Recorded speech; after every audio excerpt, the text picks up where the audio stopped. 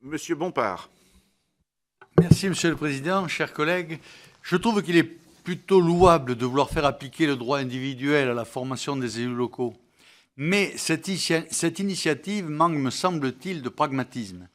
L'application de la loi NOTRe est encore complexe, le tissu des élus locaux étant heurté par les tiraillements entre le jacobinisme de l'État et la dépréciation de leur statut dans l'opinion publique. Je pense ainsi aux intercommunalités. Des décisions y sont encore régulièrement cassées, notamment du fait des trous noirs de la clause de compétence, et bien des élus ne comprennent qu'imparfaitement les décisions prises dans ces assemblées, comme également d'ailleurs les juristes. Entre la pression des préfets, les arnaques des découpages territoriaux, la création d'administrations supplémentaires, loin de la promesse de collaboration des communes, bien des nouveaux ensembles ne remplissent pas leur rôle, alors que tout cela n'est pas encore réglé, on légifère déjà sur le droit à la formation. Je note d'ailleurs que cette réflexion peut être un drame de la représentativité politique. Ce n'est pas en renforçant la formation qu'on améliorera la diversité des profils et des professions des élus, mais en revenant sur des modes de scrutin et des ambiances électorales qui n'ont que peu à voir avec la démocratie.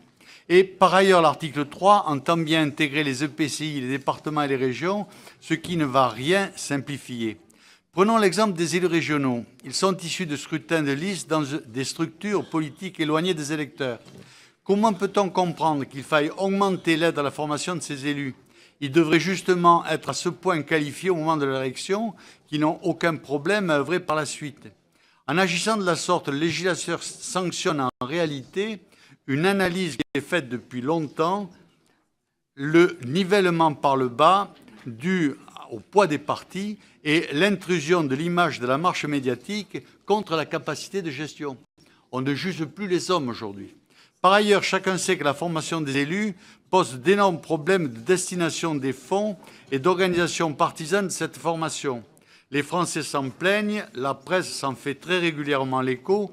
Ne faudrait-il pas auparavant réformer ce modèle pour assurer une organisation plus transparente? Procédons par étapes.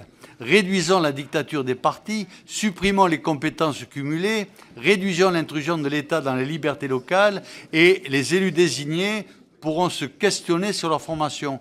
Pour conclure, légiférons moins, légiférons mieux et surtout élaguons largement la forêt inextricable de textes et de lois existant déjà, parce que je crois que c'est ça la première urgence de notre institution. Je vous remercie, Monsieur le Président. Merci,